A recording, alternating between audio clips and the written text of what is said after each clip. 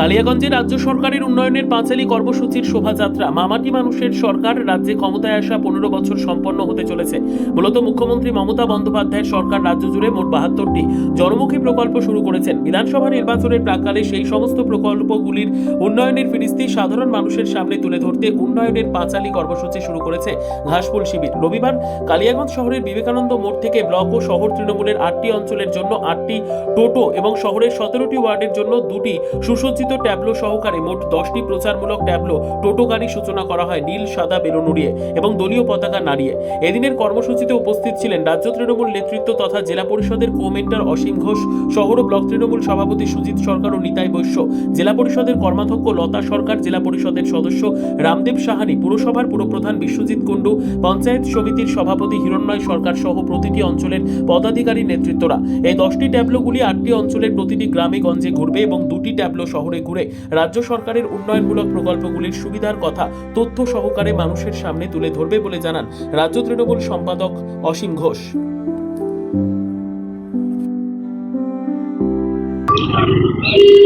34 বছরের বাম শাসনের অবসান ঘটিয়ে বাংলার অগ্নিকন্যা, বাংলার উন্নয়নের কান্ডারি মমতা ব্যানার্জির নেতৃত্বে 2011 সালে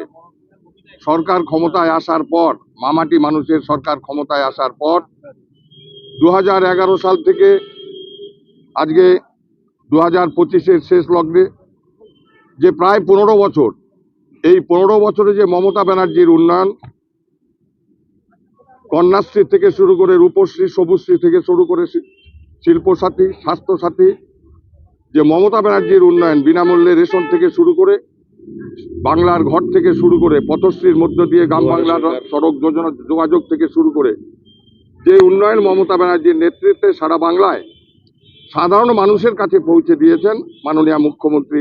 মমতা ব্যানার্জি, সেই উন্নয়নকে হাতিয়ার করে আমাদের যে টোটোকে আমরা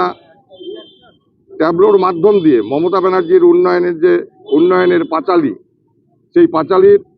আজকে কালিয়াগঞ্জ ব্লক এবং শহরের